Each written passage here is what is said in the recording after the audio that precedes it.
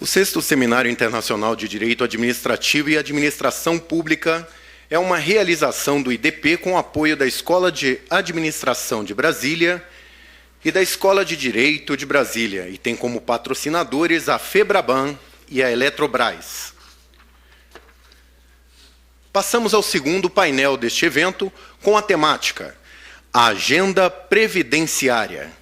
Temos a honra de convidar para que componham a mesa de trabalhos desta tarde o senhor consultor legislativo do Senado Federal, Pedro Neri, que será o mediador dos debates. O senhor pesquisador do Instituto de Pesquisa Econômica Aplicada, IPEA, Paulo Tafner.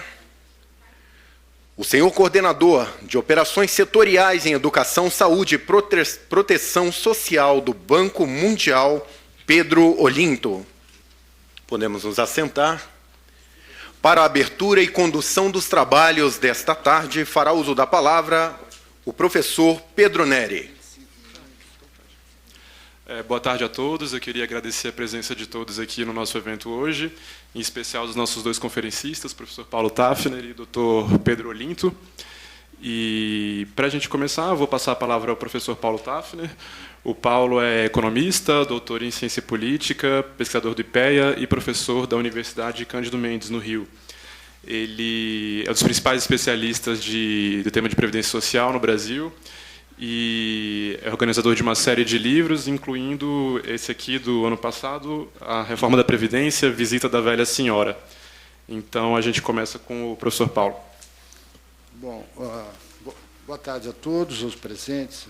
Queria agradecer o convite formulado aqui pelo IDP. É sempre uma satisfação participar de debates de um tema que eu venho trabalhando há bastante tempo e que acho que tem assumido, mais recentemente, um papel de maior destaque, dado que os resultados alcançados pelo nosso sistema previdenciário, do ponto de vista fiscal e de outras dimensões, como equidade, acesso, enfim, tem uma série de problemas. Eu vou fazer uma apresentação, procurar ser bastante rápido, dando alguns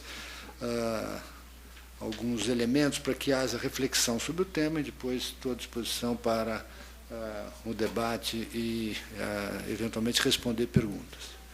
Bom, o que nós vamos fazer é um pouco uma apresentação simples, direta e objetiva, apresentando um conjunto de dados sobre os quais eu vou tecer algumas considerações. Em primeiro lugar, é o seguinte: por que tem previdência? Porque, digamos assim, as sociedades se organizaram na forma de previdência. Bom, fundamentalmente é uma forma de suavizar o descasamento ao longo de um ciclo de vida entre consumo e renda. Como alguns teriam preferência pelo consumo total da sua renda, não teriam poupança ao longo do tempo, ou porque ficariam inválidos ou doentes, ou simplesmente imprevidentes, e uma forma de se garantir que haja um certo, digamos assim, equilíbrio na sociedade, para que não tenhamos idosos desvalidos, é criar um sistema de previdência. Há várias formas, vários modelos, não venho aqui discutir o detalhamento de cada tipo de previdência no mundo, e conceitual, enfim, mas basicamente é para isso, para suavizar e equilibrar ao longo de um ciclo de vida o consumo e renda de pessoas e famílias. Bem, no nosso sistema previdenciário, o arcabouço mais jurídico, mais recente, é determinado pela Constituição brasileira, particularmente nos artigos 201, 40 e 202, e o nosso sistema, apesar de ser o sistema básico um sistema de repartição, ou seja, aquele que uma geração ativa custeia as despesas da geração inativa, o nosso híbrido institucional permite também que nós tenhamos como previdência complementar, inclusive agora para os servidores públicos, um regime de capitalização. Então, nós temos um sistema híbrido. O regime geral, seja no setor privado, seja no setor público, ele é um regime de repartição simples, porém permite, com previdência complementar, o sistema de capitalização. Vamos conhecer alguns fatos da nossa previdência. Eu vou expressar bastante em números, gráficos e tabelas, que eu acho que facilita a compreensão do nosso drama previdenciário. Bom, os dados mais recentes das contas previdenciárias, separado por regimes, O primeiro número é do INSS, que atende a clientela dos trabalhadores privados, todos os trabalhadores privados que são formalmente contratados, aqueles que são autônomos e todos os regimes especiais de contribuição estão aí no primeiro quadro, é o INSS. Se vocês olharem, em 2014, o resultado é de 1% do PIB negativo, necessidade de financiamento do INSS, em 2015, 1,5%. Na União, 1,2% de 1,3%. E estados e municípios, 0,9% nos 2 anos, e o resultado agregado é 3% de necessidade de financiamento em 2014 e 3,7% em 2015. Para vocês terem uma ideia, 3,7% do PIB. Para vocês terem uma ideia da dimensão desse déficit ou dessa necessidade de financiamento, isso significa que em 2015, se não houvesse déficit previdenciário, a gente não teria déficit primário, mas sim superávit primário nas contas consolidadas do setor público. Então, a dimensão disso é muito grande. Bom, agora vamos ver um pouco os fatos a respeito do INSS, que é um dos sistemas, depois eu vou falar um pouco do setor público.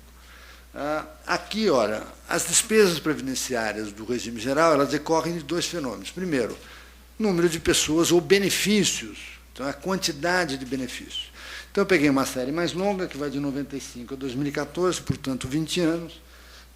Se vocês olharem, o total está crescendo a uma taxa média anual de 3,8%, as aposentadorias 3,6%, as aposentadorias por tempo de contribuição, que tanta polêmica tem causado, desde o fator até a idade de aposentadoria, nós vamos tratar disso um pouquinho adiante, vem crescendo a 4,40%.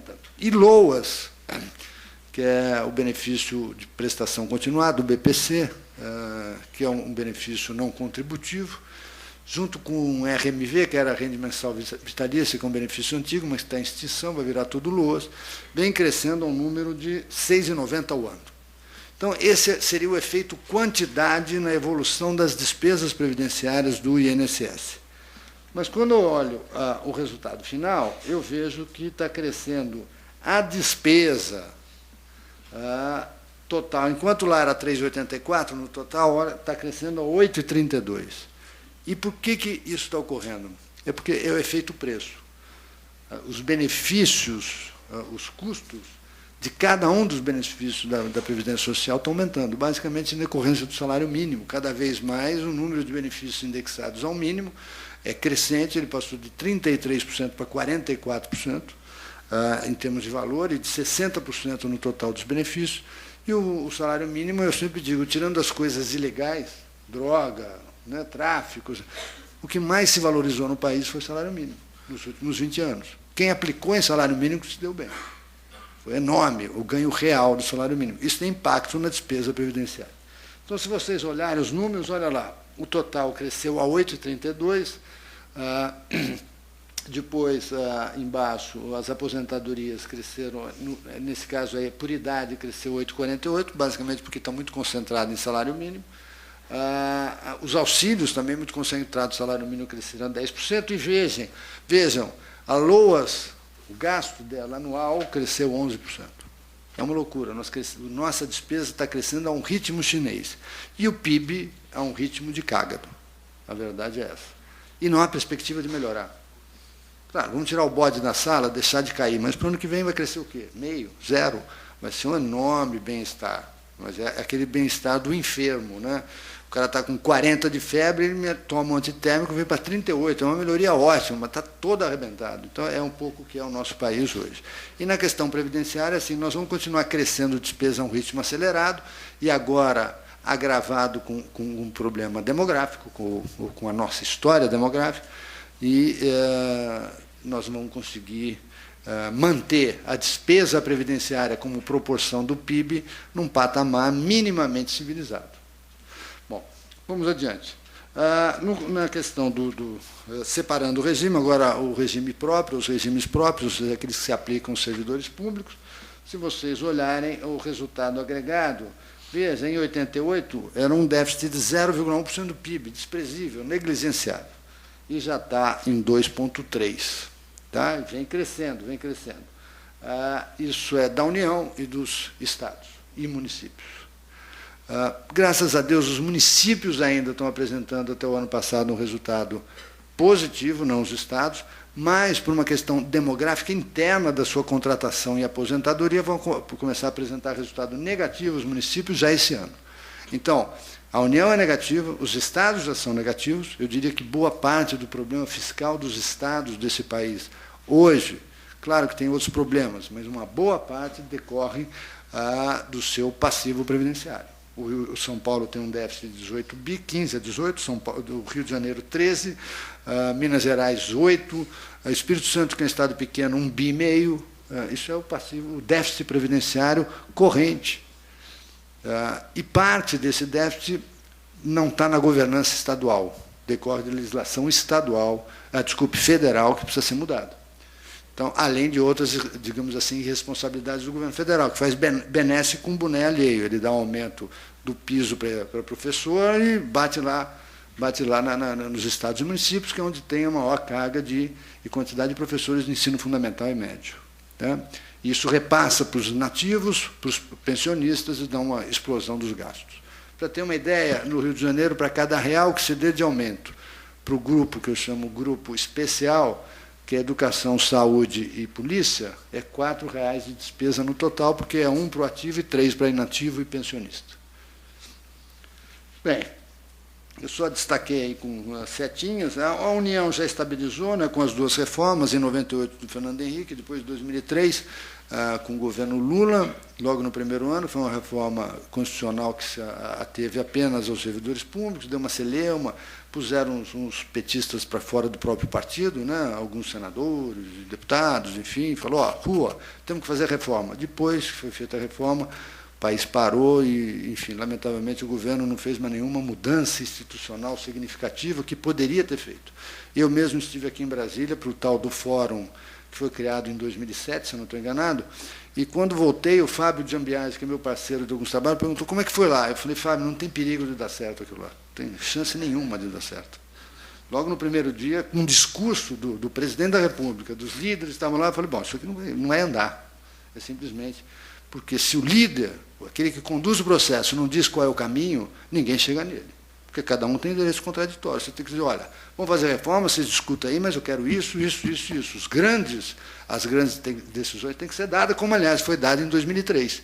Ele falou, eu vou fazer isso e quem estiver fora, eu ponho para fora do partido. E assim fez, foi aprovado em 8 meses. 8 meses. Foi a única reforma constitucional na área previdenciária com um recorde de prazo de aprovação. 8 meses, senhores. Muito bem. Olha lá, esse é o resultado que eu mencionei. Em 2015, os municípios superávit de 6,7 bi.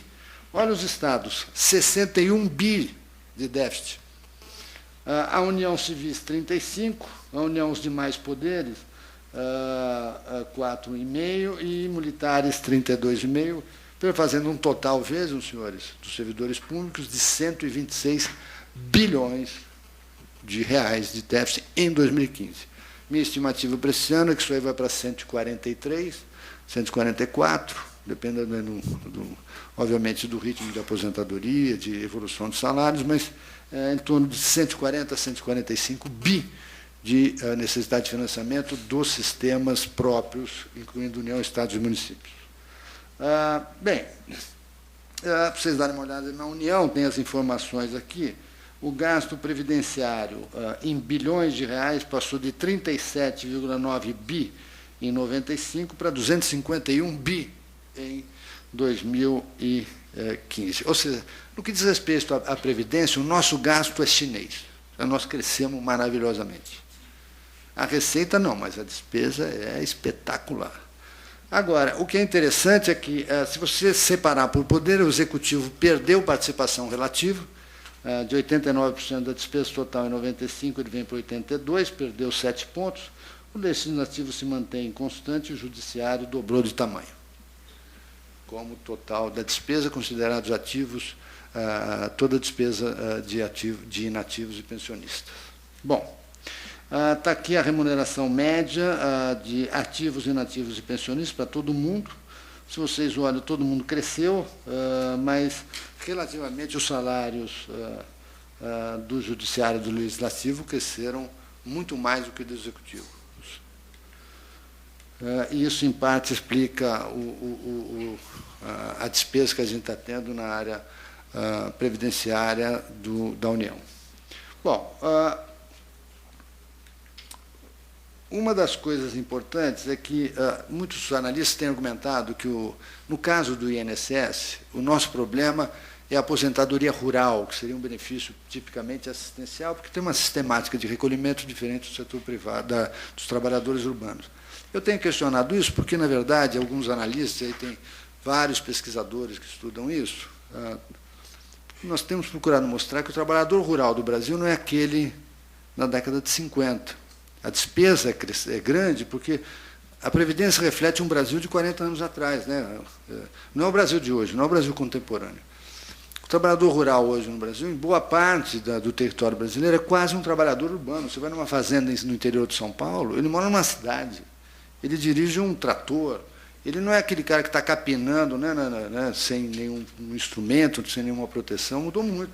Mesmo no interior de Goiás, Mato Grosso, em muitas fazendas do Sul, são trabalhadores tipicamente urbanos e que têm aumentado a contribuição, a incidência contributiva, tal como se trabalhador urbano fosse. Então, essa ideia de que o trabalhador rural é aquele cara que na roça, sem instrumento, que vive quase no estado de digamos assim, de sobrevivência, não é mais verdade. Mudou o país. Tem esses casos? Tem, claro que tem. A gente tem que tratar isso com cuidado. Mas hoje já não é mais o trabalhador rural predominante. A segunda coisa é que, se vocês olharem o tamanho da aposentadoria rural no sistema previdenciário, em termos de benefício, ele é grande, é desproporcionalmente grande. Exatamente, porque na população ele está pegando todos aqueles aposentados de 60, de 70, de 80, quando o Brasil era rural.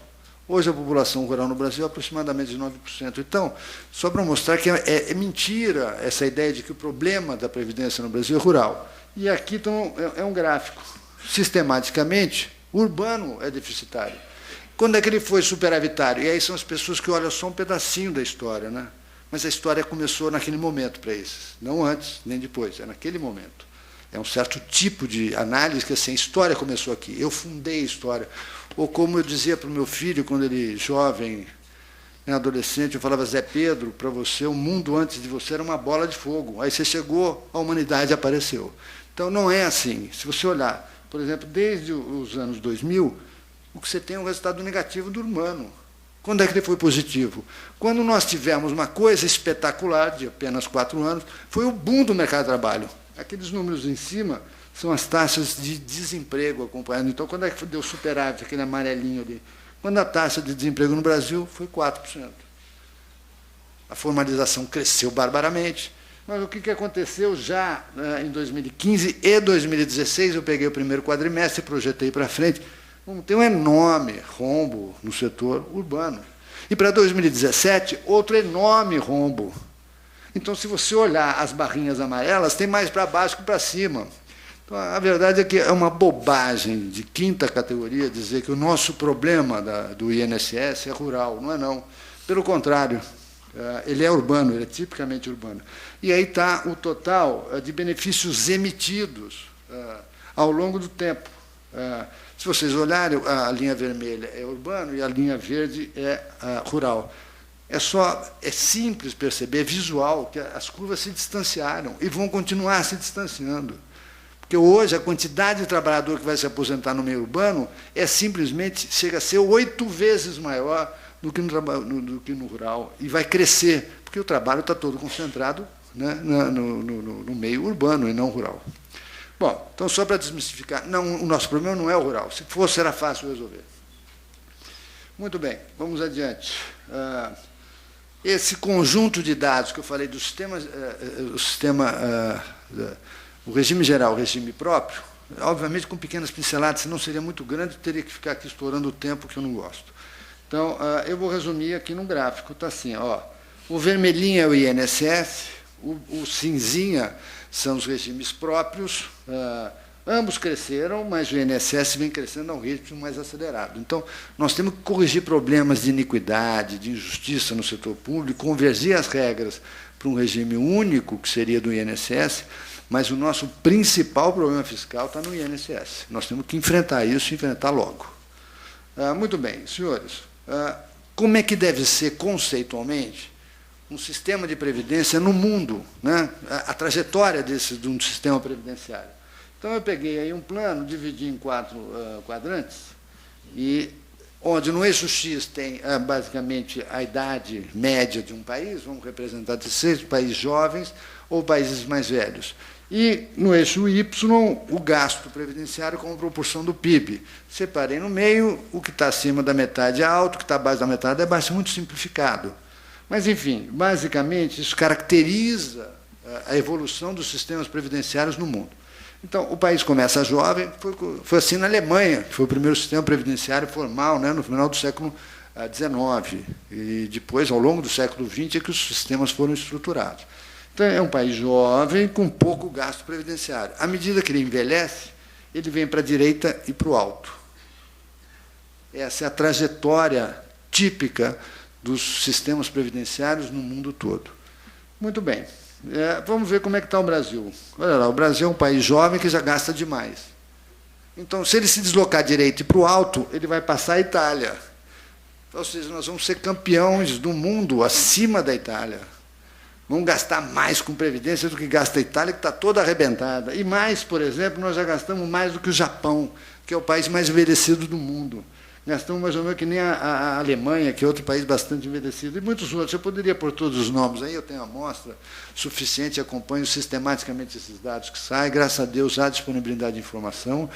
Então, o Brasil é uma anomalia, Só para vocês terem uma ideia, o Brasil gasta com pensão, em média, 3 vezes mais do que gasta o resto do mundo. Obviamente, não é porque a gente está certo, é o contrário, a gente está errado. Nós estamos errados. A gente tem que ter humildade de reconhecer isso. Quem está errado somos nós, não é o resto do mundo, não. Então, é um escândalo. Assim como a gente gasta em seguro-desemprego 2,5 vezes do que se gasta no resto do mundo. Mesmo naquele período áureo do mercado de trabalho bombando, com 4,5% de desemprego, e tomem de gastar seguro-desemprego. Por quê? Porque os incentivos estão errados, as regras estão erradas. E o povo pode ser pobre, o povo pode ser um pouco analfabeto, mas não é burro. Isso, quer dizer, acabar com esse paternalismo de achar que o povo é burro, ele usa a regra a seu favor, óbvio. E tem que usar mesmo. O que está errado é a regra. E quanto mais paternalista for a regra, pior é para a sociedade. A médio e longo prazo, todos vamos pagar. E vão pagar mais aqueles mais pobres, aqueles mais desprotegidos. Muito bem, senhores. Então, basicamente, eu já resumi aqui. O que nós temos errado no nosso sistema? Os incentivos estão errados. E aí, de várias naturezas. Regras de elegibilidade, ou seja, de acesso ao benefício estão errados, todos eles. Regras de fixação do valor do benefício, também. Como é que você indexa um benefício, né, sem qualquer relação com a produtividade da economia? Como é que você tem ganho real de aposentado? É uma coisa maravilhosa. Ganho real, assim. Não para todos. E aí cria um problema de justiça. Porque todos nós sabemos, a gente, ao longo da vida, sabe quem é um pouco melhor que nós, quem é um pouco pior. Às vezes é mais difícil, mas a gente sabe quem é muito pior que nós, quem é muito melhor que nós. Então, cria-se uma sensação horrível, que é um esfacelamento do amálgama social, que aquele cidadão fala, porra, a vida inteira eu ganhei e contribuí 5 vezes mais do que aquele cidadão, e hoje ele ganha a mesma coisa que eu. Quantas vezes vocês já não ouviram, até de parentes, eu me aposentei com 8 salários mínimos, hoje ganho 3. É verdade. Ele se sente enojado com isso. Ele não teve perda real. É os outros que tiveram um ganho real. Aí você igualou todo mundo, igualou inclusive os desiguais. Uma coisa louca. Mas, enfim, além, a gente tem pela frente uma mudança demográfica e a gente tem, como eu disse, indexação do benefício ao salário mínimo. Então, eu vou dar umas pinceladas de informação. Aqui estão uma amostra mais ou menos de 20 e poucos países, em que tem a idade de aposentadoria do homem, e a terceira coluna se tem igualdade de idade entre homens e mulheres. Vocês vão reparar que a idade assim, é próxima de 65 e que 2/3 dos países já tem igualdade de idade de aposentadoria entre homem e mulher. Muito bem. Então, está aqui resumido. Vamos lá. E a idade média de aposentadoria do homem é de 64,9, das mulheres 64. Praticamente igual. Muito bem. Como é que é no Brasil? E agora eu vou perder uns minutinhos, porque esse é um falso debate. Quem traz esse debate, ou é desinformado, ou tem interesse muito específico, ou então está de má fé. Porque a situação é a seguinte, senhores, quando você abre a aposentadoria, tem 3 tipos básicos de aposentadoria, né? Por idade, por tempo de contribuição, por invalidez. Os 2 primeiros são chamados benefícios programados. Quer dizer, ninguém programa, eu vou ficar inválido aos 53, vou me aposentar. Ninguém pensa assim, né? Eu vou me mutilar para ficar aposentado. Deve ter uns maluquinhos que tem, mas enfim, aí é. Mas o fato todo é que, senhores, se vocês olharem no meio urbano, esses indivíduos que se aposentam por idade, se forem do sexo masculino, se aposentam com 66 anos. As mulheres com 62. Bom, na média, urbano e rural, 63, 59. E por tempo de contribuição? 55, 52. Toda a polêmica do fator está nesse aqui. 55, 52. Toda a polêmica está aí. Agora, eu não sou nenhum especialista no assunto, não acompanho, faço questão de não acompanhar muito, mas quem são esses caras? Tem que ir lá ver, da base de dados, quem são esses caras. Então, eu vou dizer quem são esses caras. São professores, são bancários, são metalúrgicos. Há alguma coincidência nisso e grande barulho a respeito dessa questão? Há. Alguns funcionários públicos, profissionais liberais. Esse grupo, que eu chamo da elite do setor privado. É tudo gente que tem boa educação, bom salário, boa remuneração, estabilidade no emprego, em boa parte. São pessoas que não estão, com o Marcelo, que estuda muito isso, pessoas que estão oscilando o tempo inteiro de desemprego, informalidade, que são os primeiros, porque eles não juntam 35 anos de contribuição. Eles têm 60 anos e têm 14 anos de contribuição, 15 anos de contribuição, por isso que eles não se aposentam por tempo de contribuição, eles se aposentam por idade. Bom, mas quem são esses caras? É a grande maioria do povo brasileiro, dos trabalhadores. Ou seja, a grande maioria dos trabalhadores no Brasil se aposenta com 64, 65 anos. Homem, 63 e pouco, e mulher, 60. Bom, essa é a realidade. Aí, quando você fala, vamos fixar uma idade para os outros, não, que horror, isso é uma violência ao trabalhador. Mentira, quem começou a trabalhar mais cedo são aqueles primeiros. São aqueles que começaram por idade, são aqueles que entram pela porta dos fundos do mercado de trabalho. São aqueles meninos que entram na informalidade com 14, 15 anos, aí tem vários trabalhos. Marcelo e outros pesquisadores já estudaram isso. Se o cara entra na informalidade, a probabilidade dele se formalizar é a metade do outro, no mínimo. Então, nós estamos protegendo quem quando a gente defende que não pode ter idade? Ou quando o fator é um crime, o fator se aplica ao tempo de contribuição, e não à idade, fundamentalmente. Então, é só se olhar, é o grupo organizado, engajado em partido, em sindicato, aí faz um barulho, como se aquilo fosse um problema da sociedade, não é. É um problema de um pequeno grupo. Agora, opa, andou. Só que esse grupo representa 25% das aposentadorias e come metade do dinheiro. Simples assim. Então, quem defende isso, como eu disse, ou está mal informado, não estudou o suficiente, não tem informação suficiente, ou é daquele grupo. Bom, se eu posso me aposentar aos 48, por que eu vou defender me aposentar aos 55? Eu não. Muito bem. Ou então está mal intencionado. O fato é que é um grupo pequeno, minoritário, e consome muito dinheiro. E esses são os favorecidos. Muito bem, senhores, vamos a alguns incentivos errados. Aqui eu sei que está difícil, mas eu deixei o PDF aqui, vocês podem pegar. Eu tenho para mais de 100 países, tá? Eu peguei só para alguns da Europa, alguns da América. Regras de pensão. Muito bem. Fundamentalmente é o seguinte, para ter direito à pensão, e eu vou falar de mulher, porque 90% dos benefícios de pensão são as mulheres, mas vai para homem também, tá? É o seguinte, para a grande maioria dos países, você tem que ter alguns anos de contribuição para que seu cônjuge, o parceiro, tenha direito. Na grande maioria. Segundo, como resumo, há regras adicionais. Por exemplo, há países que exigem que tenha um casamento de pelo menos 5 anos. No Brasil, não. E até pouco tempo, eu queria que o ministro estivesse aqui, porque eu tive a oportunidade de falar com ele, eu falei, ministro, nós vamos ter benefício de pensão, que o casamento durou um dia, o cara está lá no leito de morte, chama, às vezes, pessoa da mesma família, sobrinha, neta, é racional isso. Pega lá, o cara vai morrer, ele tem uma aposentadoria, chama a sobrinha neta, legalmente é possível, pode casar com a sobrinha neta, sem nenhum problema, casa-se com ela, no dia seguinte ele morre. Gerou uma pensão, a moça é jovenzinha, vai durar 60 anos o benefício. Então, você vê a acumulação de benefícios no INSS, é uma coisa louca. Aí, quando você fala, temos que limitar, não, está caçando o direito do trabalhador. Bobagem, o trabalhador nem pensa nisso. Ele não enfrenta esse problema, o trabalhador normal. Agora, se tem a regra, ele usa, óbvio, vai usar. Pois muito bem, senhores. Então, aqui tem vários, tem da Europa, tem da América, tem Argentina, nossos vizinhos argentinos, por exemplo, tem várias restrições, tempo de contribuição, coisa do tipo. México, Estados Unidos, enfim. E a outra coisa que praticamente nenhum país do mundo autoriza é a acumulação de benefícios. Então, a viúva, se ela é aposentada, ela não recebe pensão. E, por fim, uma coisa que praticamente nenhum país do mundo tem, é que ela recebe 100% do benefício, tendo ou não tendo filho menor. E no Brasil é 100% do benefício. Então, olha que coisa louca. Se uma mulher, né, perdeu o marido morreu num acidente, ela tem 3 filhos menores, ela recebe lá 100% do benefício. Mas se ela não tiver filho nenhum, ela recebe também 100% do benefício. E até pouco tempo atrás,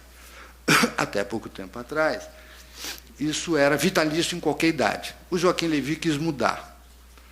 Ele apresentou a medida provisória, que acabou sendo um tiro no pé, ele queria economizar, o resultado foi que aumentou a despesa previdenciária. Eu tenho que fazer uma ressalva aqui, porque quem sucedeu o Joaquim Levy, que no ano inteiro que o Joaquim estava lutando para ter aprovado isso aí, ele boicotou o Joaquim Levy. E 2 anos antes ele tinha dito, e disse de forma que eu me senti ofendido pessoalmente, foi o ministro da Fazenda todo dia. E quando o ministro da Fazenda disse que era importante fazer reforma. Eu achei estranho. Porque 2 anos antes ele tinha dito que quem queria fazer reforma queria tirar velhinho no precipício. Foi isso que ele disse. Está registrado, pode pegar. 2 anos antes. Então, o problema aconteceu quando ele virou ministro. Eu acho incrível essas pessoas, têm uma convicção assim, intelectual maravilhosa.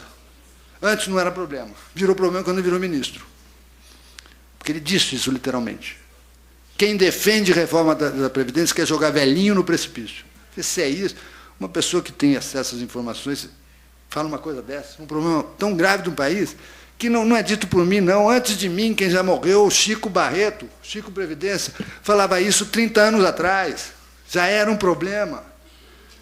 Todo mundo, nós estamos caminhando para um rumo errado. Mas aí não era problema, era jogar velhinho no precipício. Que bom. Depois virou ministro e Previdência passou a ser um grave problema. É um espetáculo isso. Mas tem outro que foi ministro da Previdência, que num debate comigo também falou que antes ele achava que agora era a hora, mas antes quem defendia estava errado. Ao que eu tive que retrucar, ministro, o senhor estava errado antes, agora estará amanhã. O senhor muda de opinião, segundo o cargo o senhor não tem a convicção a respeito. Então, o senhor vai estar sempre errado. Muito bem. Tem algumas coisas que têm que ser ditas, chega, já estou velho, tenho que... Com toda a clareza, toda a clareza. Muito bem, senhores. Os incentivos estão tão errados que a coisa maravilhosa é que quem vai ficar, quem são os ricos hoje em dia do país? São os idosos, porque eles acumulam benefício. Eu não medi mais recentemente, mas a última vez que eu medi, eu tenho alguns que estudam diretamente isso, a chance, você pegar um indivíduo e falar, esse indivíduo é pobre, a chance dele ser criança era 17 vezes maior do que ele ser um idoso. Ou seja, o Brasil está condenando a juventude e as crianças à pobreza. É como disse uma vez num seminário, um estrangeiro falou para mim assim, Paulo, o Brasil é curioso, ele investe no passado, ele não investe no futuro. Eu falei, você sabe que você tem razão? É incrível, porque a chance de você encontrar um velho pobre hoje é baixíssima. Mas se encontrar crianças e jovens pobres é altíssima. É altíssima. O investimento per capita no adulto, e é fácil ver o quanto se dá para a criança no Bolsa Família e quanto se dá para o idoso que nunca contribuiu com um LOAS. É 1 para 20. É uma loucura. É uma loucura isso. E a gente fica discutindo o Bolsa Família, coitado, tem que dar dinheiro para as crianças assim, investir lá na ponta, fazer criança altamente qualificada. Porque eles vão competir com o chinesinho, que é de montão, assim, daqui 20 anos vai ter, a hora que incorporar toda aquela montanha de chinês que ainda não foi incorporado, coitado do trabalhador brasileiro, está condenado à pobreza. Essa é a situação. Mas, enfim, senhores, se vocês olharem, a acumulação de benefícios daqueles que recebiam pensão, em 92, só apenas 8,3 eram aposentados. Mas, em 2013, 28. Agora, é óbvio que ainda é pequeno número, mas está crescendo, todo ano está crescendo. Aqueles que são aposentados, pensionistas e continuam a trabalhar. Como é que pode? Pode. Você se aposenta cedo, o marido morre, e o homem morre 7 anos mais cedo que as mulheres. Então, você tem uma mulher jovem, trabalhando, recebendo aposentadoria e recebendo pensão. É uma maravilha. Isso é um absurdo, nenhum país do mundo permite isso, e o Brasil permite. Pois bem, vamos adiante. Aqui estão os números aí de pensão, eu peguei só 32 países, só para ilustrar isso aí. A gente gasta, mas é muito.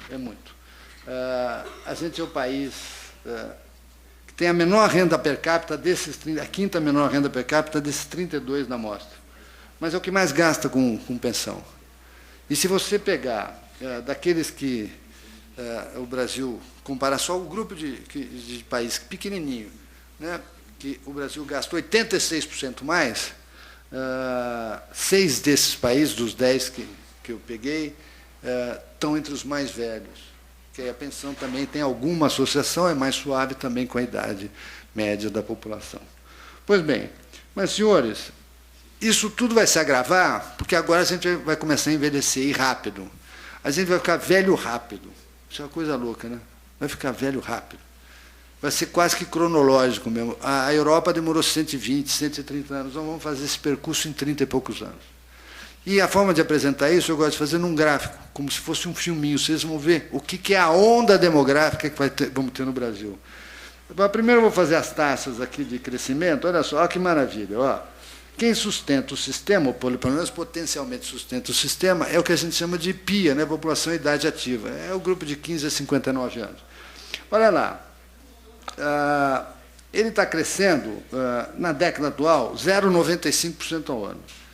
E olha, eles vão ter que sustentar o grupo de 60 anos ou mais, que praticamente 93%, 94% de todo mundo de 60 anos ou mais já tem benefício. De 65 a 98. Então, mas está crescendo a 4,10. Olha a década seguinte, 0,28 contra 3,56. O que é interessante é o seguinte, na década anterior, a diferença de ritmo era 2:1. Depois, nessa, é 4:1 e na próxima é 12:1. E depois, na década de 30, começa a decrescer a população em idade ativa. Muito bem. Agora, outra coisa que me impressiona é que não apenas eles vão crescer, como está crescendo assustadoramente o que a gente chama de superidoso. Olha lá que maravilha, os de 90 anos ou mais, ó, crescendo a 3,31 na década passada, a 6,55 e 5,44, 5,39, tudo acima de 5, até 2050. Bom, o que significa isso? Que o cara entra em aposentadoria e vai ficar um tempão. Então, é como se fosse um poço que você só está pondo benefício lá dentro. E o grupo que vai sustentar isso vai começar a encolher. Ou esses caras aumentam a carga tributária em cima deles, ou eles vão ter que ter uma produtividade espetacular para sustentar esse sistema, ou então nós vamos ter que cortar benefício. Eu acho ruim, porque eu vou ser beneficiário. Eu não quero que cortem o meu benefício. Eu acho ruim. Não é bom. Então vamos fazer reforma antes, começar a distribuir os custos ao longo das várias gerações. Mas, senhores, olha só, em 80, aquele grupo lá à esquerda, vermelho, são as crianças. 0,14. Depois, de 15 a 59 ao meio, e aqui à direita são os 60 anos ou mais. E os números iniciais, ó, 66 milhões, 68, sei lá, e 7,2 de pessoas potencialmente aposentadas. Olha o que vai acontecer. Eu vou passar direto como se fosse um filminho. Ó, 90, 2000, 2010, 2020, 2030, 2040 e 2050. É isso que vai acontecer, senhores. Olha o número de potenciais aposentados. E com as regras atuais, vão ser mesmo. 66 milhões. É um escândalo. E, para sustentar, é o mesmo número de 2010. Você lembra? Em 2010 era 10 milhões, 11 milhões, agora é 66, multiplica por 6. E o grupo que vai sustentar é o mesmo número. Só tem um jeito, ou taca ali carga tributária, ou o quê? Aumenta muito a produtividade. Eu acredito que vai aumentar, com essa educação que a gente tem, com o investimento que a gente tem feito em criança, não tem jeito. Muito bem, senhores, mas o que é pior, olha só. Serão 3,6 milhões de nonagenários e mais de 300 mil centenários. Eu deixo sempre para a plateia um desafio. Quantas cidades no Brasil têm mais de 300 mil habitantes? Então, nós vamos ter uma cidade de pelo menos 300 mil centenários espalhados pelo Brasil. Olha que beleza! Aquele que hoje está reclamando que se aposenta, vamos pensar como a mulher vai ser a grande maioria, porque ela sobrevive mais que nós. Então, ela se aposenta aos 52, vai viver até os 104. Vai ser uma maravilha. Ela contribuiu por 25 e vai receber 54. Eu não sei qual é a conta que se faz. Não tem déficit. Não, que isso? É mentira. Vocês não sabem fazer conta, não tem déficit. Devia ganhar um prêmio Nobel de Economia esses caras aí, não sei. Bom, vamos... O impacto do salário mínimo. Esse é o desenho do salário mínimo. Isso aqui eu lembro quando a criança que tem aquele personagem, para cima e para o alto, é o salário mínimo. Desde 94, foi multiplicado por 2,6 vezes. Real, temos reais. É uma maravilha. Melhor investimento que poderia ter feito. 2,6. É por isso que o cara que ganhava 6 salários mínimos, em termos reais, divide por 2,6. Então agora ganhou 2,5. É verdade. Verdade. Ele não perdeu em termos reais, porque foi reposta a inflação. Os outros que ganharam muito em termos reais. Muito bem, senhores. Está aqui, ó, teto previdenciário, que é outra coisa que nós temos. O teto previdenciário, ele pega, expresso em percentil da renda dos trabalhadores formais industriais, ele pega o percentil 95, significa que cobre todo mundo. E com a regra 85-95, a reposição da renda é 100%. Então, o que eu pergunto, por que um cara vai fazer poupança ao longo da vida? Ele tem um sistema previdenciário que ele repõe 100% da renda. Isso é outro problema de natureza de poupança das famílias, de poupança macroeconômica, de financiamento do investimento, enfim. Senhores, aqui, ó, como eu não gosto, tem que sempre comparar com outros países. Está lá, teto previdenciário em percentis de renda, diversos países. Olha lá, Brasil em 2 momentos, é aquele campeão à esquerda. Olha o resto. O teto previdenciário brasileiro é um espetáculo. Ele cobre praticamente 100% dos trabalhadores. Nos outros países, não. O cara tem que fazer poupança, senão ele vai ficar velho, amigo. E ele vai perder muito a capacidade de consumo. Ele tem que fazer poupança ao longo da vida. No caso do Brasil, não. Bom, aí é outro, diversos países também, expresso em rendimento de trabalhadores industriais. Bom, agora, o salário mínimo no nosso sistema previdenciário, ele indexa mais de 60% do total de benefícios pagos e representa mais de 40% dos gastos. Olha lá, de 2000 a 2014, ele saiu em termos de quantidade de 63 para 55, em termos de valor de 33 para 44,3% do gasto previdenciário. Eu estou acabando aqui, já estou me dando bronca. Então, isso significa que daqui para frente, sem mexer em mais nada, se der 1% de aumento no salário mínimo, o gasto previdenciário em termos reais vai crescer 0,44. Você imagina um presidente assim, não, eu estou preocupado com os trabalhadores, 10% de aumento real, estoura o gasto previdenciário real, é uma maravilha.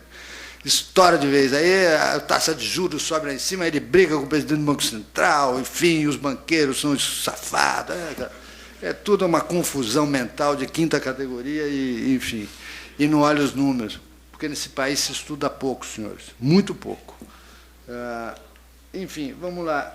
Além disso, muita gente diz que o salário mínimo é bom para combater a pobreza. Aí tem uma série, tem outros que vão mostrar que não é exatamente isso. Ele não é bom, não. Ele até combate, mas ele é super caro para combater. Você gasta um caminhão de dinheiro para atacar um pouquinho de gente. Então, eu fiz isso aí, ó. Se eu pegar o pessoal que ganha benefício de um salário mínimo da Previdência, como é que ele está distribuído rendimento familiar per capita, né? Indecis. Ele atinge mais os ricos que os pobres, então não é bom. Na verdade, ele atinge bem a média da distribuição, mas pouco a cauda esquerda da distribuição. Então, o custo-efetividade do salário mínimo para combater a pobreza é altíssimo, é muito caro. Bolsa Família é muito melhor, arruma direitinho o Bolsa Família, tal, fica perfeito. Muito melhor, você vai lá direto no foco da pobreza. Muito bem, eu estou acabando. Bom, só para vocês terem uma ideia, o gasto previdenciário do INSS de 7,5% vai para 13%. Se eu juntar com os 4% dos sistemas públicos, nós vamos a 17%. E aí não está, porque eu estou esperando completar um ano, que vai ser daqui a pouquinho, não está o 85%, 95%, que eu já fiz uma pré-estimativa, aumenta em... Ele é crescente no tempo, mas ele vai aumentar, depois de 30 anos, 30% o gasto previdenciário. Só 85%, 95%. E na minha projeção não tem ganho real do salário mínimo, porque já ganhou tanto, vai ganhar mais, então eu pus 0. Mas se tiver alguém, eu ganho algum real, vai aumentar. Muito bem, então, nós temos que entender o seguinte, tem que fazer reforma. Tem 2 reformas que eu acho que as pessoas estão pensando. Uma é o seguinte, como o governo é transitório, até o final do ano, até o final de 2018, se passar um impeachment, ou outro também, se a Dilma ficar, enfim, não sei. Mas se estiver preocupado com a coisa de previdência, você pode fazer uma agenda infraconstitucional básica, para mexer nesses pontos aí, dá para fazer, porque aí não tem PEC.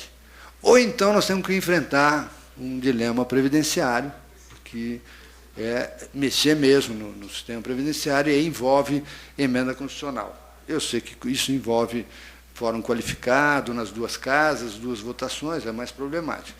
Isso aqui é assim, ele dá uma aliviada, mas não muda muito a trajetória do gasto. Tá? Basicamente, coisas que são legislação não constitucional. Ou então fazer uma legislação constitucional. E aí teria que ter algumas regras básicas até para esclarecer a população. Primeiro, quem já tem o benefício não é afetado. Dá tempo de fazer isso ainda. Daqui a pouco não vai mais dar tempo, não. Então, dá para manter isso. Segundo, definir uma regra mais dura para quem vai entrar e uma regra um pouquinho menos dura, mas já não dá para ser muito suave, para quem está no mercado de trabalho. Distinguir proporcionalmente, ou seja, uma regra de proporcionalidade. Quem está perto de se aposentar vai pagar pouco, quem está mais longe vai pagar muito. Eu sempre digo, porque alguns sindicalistas dizem, não, os trabalhadores ativos. Mas quais trabalhadores ativos? Por exemplo, eu tenho um sobrinho, ele entrou no mercado de trabalho no final do ano passado, conseguiu. Ele é mais próximo daquele que vai entrar esse ano do que do pai dele, que está para se aposentar. Então, quando eu falo em ativo, tem muitos ativos. Tem aquele que está na boca de se aposentar e tem aquele que está entrando no mercado de trabalho. Então, o que eu proponho é uma regra de transição que leve em conta essa proporcionalidade. Quem está mais perto de se aposentar vai pagar um pouquinho. Quem está mais longe vai pagar mais. Quem está no meio vai pagar metade. Fazer uma regra de transição. Não dá para ser já muito suave. Nós temos que acelerar. Em 10 anos tem que fazer a transição, 10, 12 anos, e fazer rápido. Então, e caminhar no sentido de ter regras uniformes para todo mundo. Acabar sistema de funcionário público, caminhar nesse sentido. Pode não ser agora, mas deixar tudo pronto para daqui a 5, 10 anos ter um sistema único de aposentadoria para todos os trabalhadores. Não tem essas coisas de regra diferenciada para um, para outro. Não, acabar com a aposentadoria especial, acabar com isso. Não tem por que professores se aposentarem com 5 anos de antecedência. Não há nada que justifique isso. Enfim, é enfrentar essas questões. Muito obrigado.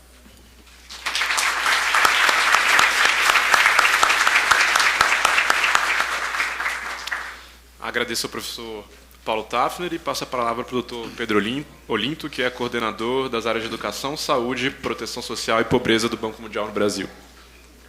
Bom, muito obrigado pelo convite aos organizadores do IDP. O bom de falar depois do Paulo é que eu posso cortar minha apresentação na metade, já que ele já falou várias coisas que conhece muito mais assunto do que eu. Na verdade, eu não sou especialista em previdência. Eu coordeno a área de desenvolvimento humano do Banco Mundial, educação, saúde, e também estamos apoiando o governo em algumas simulações de reforma da Previdência. Bom, enfim, o primeiro slide é mostrar primeiro que o Brasil é um país que tem um gasto público muito alto, É um gasto público que chega a quase 40% do PIB, que é comparável aos países ricos do mundo. E a maior porcentagem desse gasto público. E esse aqui mostra que, além do gasto com a Previdência ser o gasto mais alto do gasto público do Brasil, é também o gasto que mais cresceu de 2002 a 2014. Né? Cresceu a 1,4% ao ano, educação cresceu a 1,3% ao ano. Enfim, mais uma vez mostrando que se está gastando cada vez mais com os idosos do que com os jovens no Brasil. Né? Esse gráfico, não sei se dá para ver muito bem, o gráfico da esquerda mostra que o Brasil, pelo nível de renda per capita, ele tem uma taxa de dependência que é um pouco até abaixo do que o esperado. O número da taxa de dependência sendo a proporção, a razão entre a população acima de 64 anos e a população de 15 a 64 anos. Tá? Ou seja, que é a população que teria potencial de trabalhar de 15 a 64. Então, na verdade, a nossa razão não é muito alta, a taxa de dependência não é muito alta, mas a taxa de dependência previdenciária, que é o número de aposentados sobre os números de contribuintes, é elevadíssima. Tá? Esses países em vermelho aqui são os países do OECD, são os países ricos. Tá? E nós estamos lá junto com eles. Bem acima do que era esperado pelo nosso nível de renda per capita. Tá? E essa situação tende a piorar, como o Paulo estava falando. Aqui está a nossa razão de dependência, projeção desde 95 até 2050. Tá? Nós vamos chegar a uma taxa de dependência que vai ser mais ou menos 35%, ou seja, 35% da população, 35% da população de 15 a 64 vai ser o mesmo número da população acima de 65. Tá? Isso está explosivo. O Brasil está envelhecendo rápido, como disse o Paulo. A nossa taxa de fertilidade, eu acho que hoje é mais baixa do que da Suécia e da Dinamarca. Não sei por que nós paramos de ter filhos no Brasil. Então, a coisa tende a piorar bastante. Né? Então, aqui está mostrando também que a proporção da população acima de 65 anos está chegando muito perto dessa linha azul aqui, pontilhada, que são os países ricos. E nós estamos quase lá. Bom, quer dizer, vamos chegar lá em 2050. Tá? A gente está acelerando bastante o envelhecimento da nossa população. E aqui, mais uma vez, mostrando que a taxa de dependência previdenciária, ou seja, o número de trabalhadores por aposentados, que hoje é mais ou menos de 4 para 1, vai chegar em 2040 mais ou menos 1 para 1. Então, cada trabalhador vai ter que estar encarregado de sustentar um aposentado. Não vai ser fácil, a não ser que esse trabalhador seja muito produtivo, que é a segunda parte da apresentação aqui. Tá? E a situação se agrava um pouco quando você olha também as pensões de aposentadoria por validez, que estão crescendo bastante. Né? Eu conheço um caso famoso de um sujeito que passou 2 meses comendo carne seca para ser diagnosticado com hipertensão crônica e receber aposentadoria. E sobreviveu. Bom, o que significa isso em termos... Então, o banco tem feito algumas simulações para projetar para o futuro o que seria o gasto, o custo fiscal da explosão previdenciária. Isso aqui, Paulo, estou juntando a rural e urbano e tem outro gráfico que tem separado o urbano e o rural, mas não faz muita diferença, tem toda a razão. Isso quer dizer que o problema rural é realmente bobagem. Tá? E nós estamos hoje mais ou menos a 1% do PIB de déficit, mas que isso vai crescer rapidamente, chegando a quase 10% do PIB lá por 2040. Tá? Então, a gente fez uma conta interessante, que a gente fez o seguinte exercício. Se a gente pegasse hoje todo o valor presente dos benefícios previdenciários não cobertos pelas contribuições, ou seja, vamos fechar o sistema, vamos pegar um empréstimo do Banco Mundial, fechar o sistema, pagar todo mundo o que é devido às pessoas, quem contribuiu recebe o dinheiro de volta com juros, correção monetária, quem já tem direito à aposentadoria recebe aquele benefício, tudo valor presente. Pago hoje, em dinheiro, acabou o sistema, vamos começar do zero. Se juntar o SGPPS e o RBPS, a gente chega mais ou menos de 300% do PIB. Você pega 300% do PIB e empresta isso, uma taxa de juros aí de, sei lá, 3% real, vai te dar 10% do PIB para o resto da história do país, a não ser que nós fiquemos muito produtivos e a produtividade cresça muito, né? Que essa é a segunda parte do... Ou seja, hoje, se fechar o sistema e disser para vocês, jovens, que vão entrar lá, vocês vão pagar o custo de quem tem direito hoje, vocês vão pagar 10% da sua renda todo mês para pagar o sistema que não existe mais. Só o passivo do sistema que não existe mais. Para quem estava no sistema, vocês não vão ter nada. Tá? É bastante elevado. E para gravar isso, quer dizer, isso aqui do lado esquerdo é o RGBPS e do lado direito é o déficit dos estados. Nós temos, acho que, 6 estados que estão superavitários, todos os outros 21 estão com um déficit tremendo, que realmente é uma outra bomba relógio. E às vezes as pessoas argumentam um pouco que você reformar a Previdência é contra o trabalhador, vai gerar pobreza e tal. Nós pegamos aqui a distribuição dos beneficiários da Previdência no Brasil e plotamos aqui a distribuição deles na distribuição de renda, dos decís de renda, mas uma renda descontada à Previdência, ou seja, uma distribuição de renda de mercado, sem nenhuma transferência ou sem nenhum benefício de Previdência, tá? Tirando o subsídio da Previdência. Aí a gente vê que, dessa população de beneficiários, menos de 10% deles estão na parte... estão entre os 20% mais pobres no Brasil. Tá? Tem muito poucos dos beneficiários que são pobres no Brasil. Menos de 20% estão entre os 40% mais pobres no Brasil. Então, realmente, e o gráfico do lado direito, a gente faz a seguinte simulação. Tá? Aqui que você está vendo é a taxa de pobreza...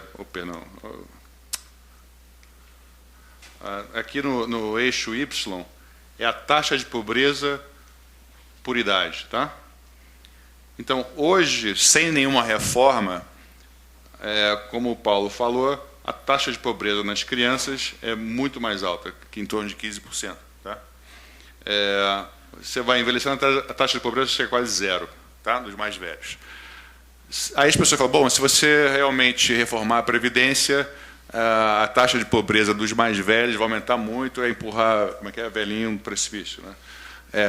Não, realmente, se você cortar totalmente, falar, olha, fechou, não vai ter mais transferência nenhuma, vocês se virem, dá um jeito. Aí realmente a taxa de pobreza dos mais velhos pode ser que suba, não vai nem chegar a 30%, tá? Mas vai subir bastante. Mas eu acho que ninguém está propondo uma reforma dessa. Eu acho que não é uma... mas vamos pensar em uma outra reforma que também não está sendo proposta, mas só para fazer exercício. Vamos dizer que a gente congele todas as aposentadorias em termos nominais. Tá? Ninguém vai ter reajuste com o salário mínimo, com a inflação. Fechou, é termo nominal, o que você ganha hoje vai ganhar para o resto da sua vida. Tá? Ninguém está propondo isso. Mas se alguém propôs isso, ia dizer, bom, mas isso vai gerar uma pobreza tremenda. O azul é o que é hoje, o verde é o que aconteceria com a pobreza se você fizesse isso. Tá? A aposentadoria do Brasil é tão alta que, mesmo se você congelar em termos nominais, a pobreza no mais velho não muda quase nada. Não tem quase, não dá nem para ver a diferença dessas duas linhas aqui. Tá? Bom, acho que ficou claro que a reforma da Previdência é crucial, importante. Se não acontecer, realmente as coisas vão ficar muito ruins. Mas, além da reforma da Previdência, tem que pensar o seguinte, o país está envelhecendo, não tem discussão, é um problema que vai continuar sendo cada vez mais importante, e nós temos que pensar também em aumento da produtividade. Você vai ter cada vez menos trabalhador apoiando um aposentado, né? Menos trabalhador gerando renda para poder pagar a aposentadoria. E esse trabalhador no Brasil não está muito produtivo, né? Quer dizer, essa pessoa que está gerando a riqueza do país vai ter que ficar mais produtivo para você ter alguma coisa para ele também, né? Ou ela, perdão. Então, aqui você vê o que aconteceu com a produtividade. Bom, essa linha laranja aqui tracejada é a mesma coisa que o Paulo mostrou, a evolução do salário mínimo, tá? Que realmente cresceu absurdamente, que, aliás, indexa também o custo da Previdência. Essa linha amarela sólida aqui é o salário médio do Brasil, que não subiu tão rápido, mas subiu também em termos reais. E a linha pontilhada vermelha é o aumento da produtividade do trabalho no Brasil, que aumentou, ainda bem, mas nem chega perto ao salário médio e nem chega perto ao salário mínimo que indexa a aposentadoria, né? Então, ou seja, o país está ficando mais velho, vai ter menos trabalhador para cada aposentado, e a aposentadoria que é indexada ao salário mínimo está ficando mais cara e subindo muito mais que o salário médio desse trabalhador que está ganhando mais um salário maior que a produtividade, mas mesmo assim muito abaixo do salário mínimo, tá? Se comparado com o resto do mundo, o crescimento entre 2000 e 2014 da produtividade do trabalho no Brasil foi de 1,6%, tá? A China foi 9,6%, Vietnã 4%, Indonésia quase 4% também, enfim. Só aqui nesse grupo, talvez só a África do Sul e o México tiveram um crescimento produtividade menor que o do Brasil, tá? Ou seja, você tem cada vez menos trabalhador para sustentar aposentado, e esse trabalhador e a aposentadoria está aumentando na velocidade do salário mínimo, o trabalhador que ganha o salário médio não está conseguindo realmente crescer a produtividade na mesma velocidade. Uma das razões que a produtividade não aumentou muito o trabalho no Brasil é que houve uma mudança estrutural do emprego no Brasil, né? Quer dizer, teve uma queda grande no emprego na agricultura,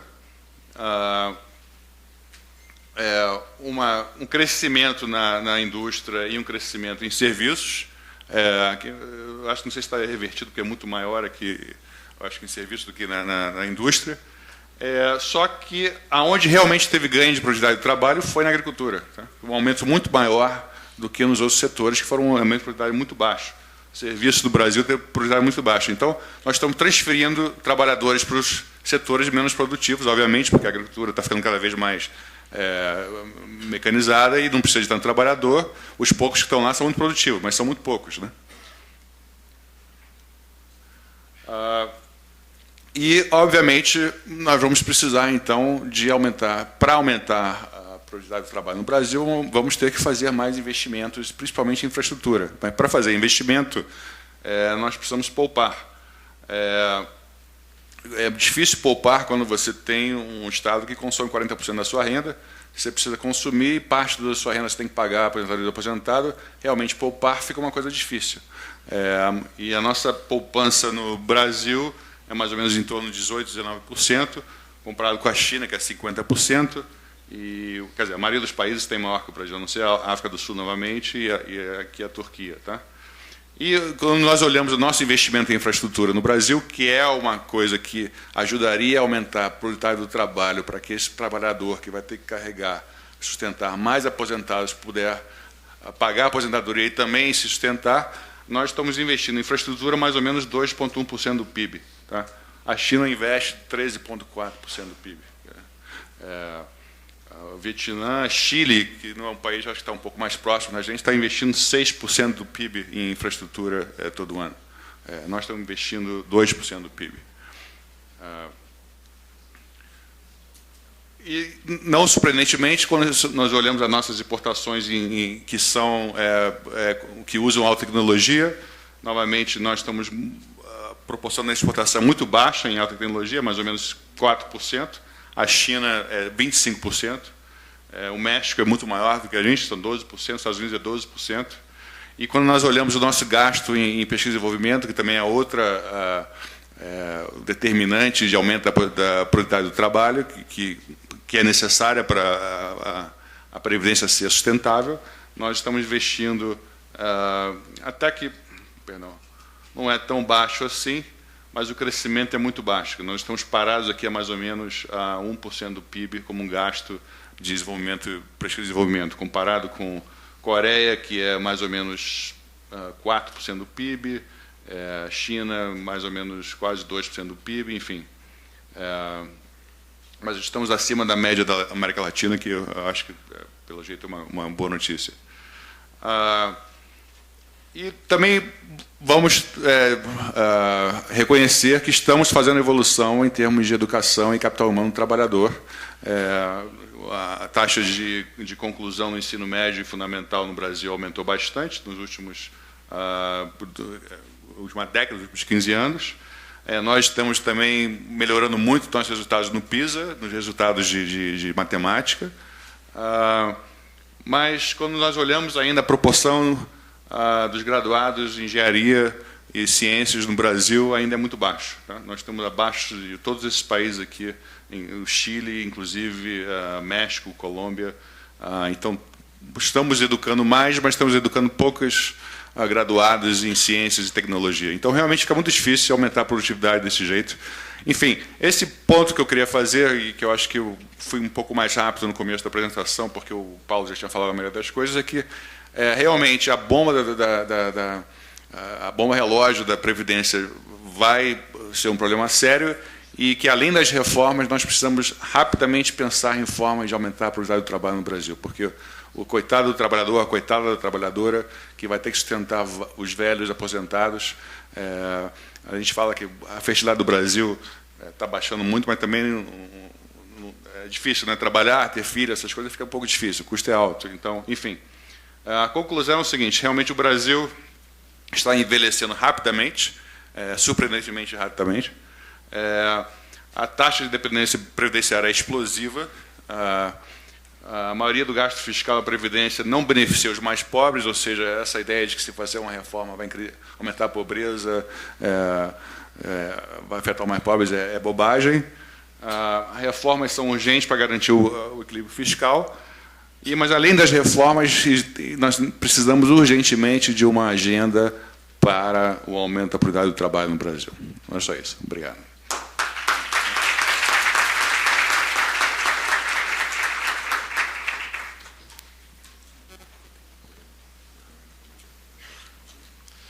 Eu queria agradecer a apresentação do Dr. Pedro Olinto. Infelizmente, está no nosso limite do tempo. Agora, 3h30, começa a agenda social, que é a nossa terceira mesa. Então, a gente vai encerrar por aqui. Daqui a pouquinho começa mais uma mesa. Agradeço novamente a presença de todos, em especial do professor Paulo Tafner e do Pedro Olinto. Obrigado.